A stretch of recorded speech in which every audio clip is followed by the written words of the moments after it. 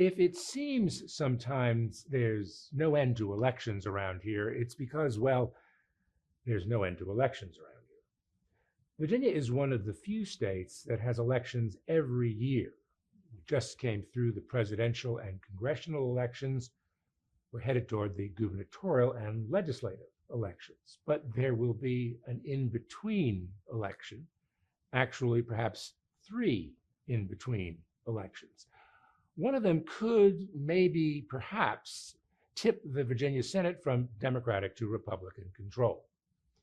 Two members of the Virginia Senate were elected to Congress this month, Republican John McGuire of Goochland County outside Richmond, and Suhas Subramaniam, a Democrat from the D.C. suburb of Loudoun County.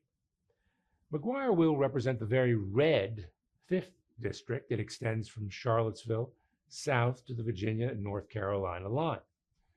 Subramaniam will represent the very blue 10th District. It's carved from some of those bedroom communities in Northern Virginia. Because both guys are going to Washington, special elections will be held to fill their seats in Richmond. Only one's been scheduled so far, a January 7th election to pick Subramaniam's successor.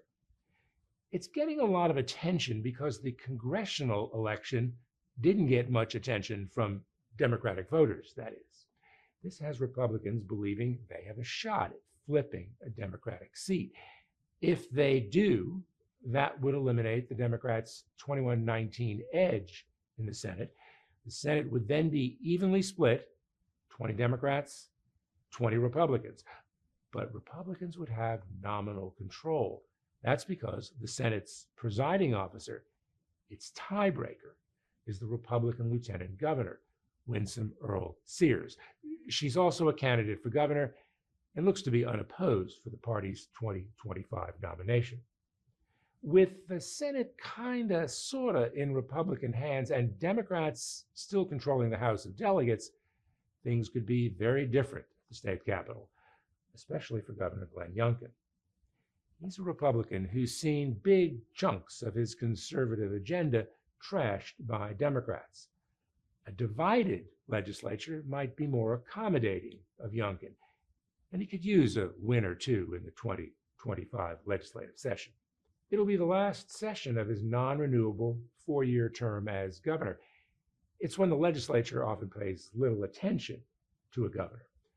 2025 is also the last full year of his term, which Youngkin apparently would like to think could propel him to a full-on national candidacy. Remember, he spent the first half of his term as an unofficial, undeclared candidate for president, but couldn't get past the immovable object that is Donald Trump. So Youngkin dutifully fell in line, embracing Trump for a second go as president. Never mind, he kept his distance from Trump during the 2021 gubernatorial election. For that Northern Virginia Senate seat, Democrats nominated a member of the House of Delegates. Republicans picked a parents' rights advocate. Democrats believe they'll win in January, when turnout is likely to be super low. But that means, in the view of Republicans and some Democrats, that anything could happen.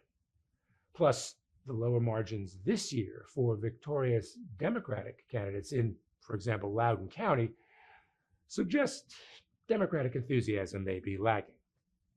Republicans aren't worried about the McGuire Senate seat because the district is solid for the GOP. And no date yet on when that special election will be held. The timing will be driven by McGuire's resignation from the General Assembly. There are other factors jockeying for the Republican nomination. So far, there are 6 candidates, and how that nomination will be decided. But settling the McGuire and Subramaniam seats isn't necessarily the end of it. If Democrats hold that Northern Virginia seat, there will be another special election, this time for that vacancy in the House.